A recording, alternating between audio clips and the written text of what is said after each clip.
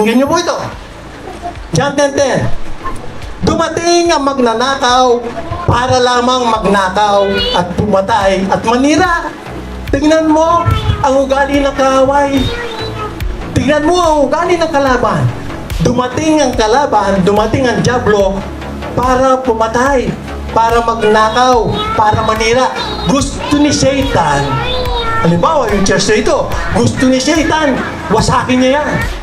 Gusto ni Satan, magkawatak-watak tayo. Amen po ba?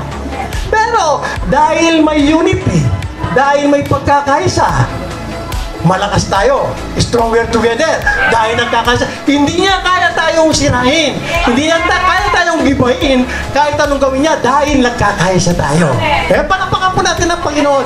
Yan ang ganda ng pagkakaisa. Malakas, matibay. Amen po ba? Amen. Kahit anong gawin niya, dumating siya para magwasak, manira, kahit anong pang sirang gawin niya sa atin, hindi tayo matitinag, hindi tayo magigiba dahil lang ang Diyos ang ating sandigan. Ang Diyos ang ating proteksyon. Amen po ba? Malakas tayo dahil may pagkakaisa tayo.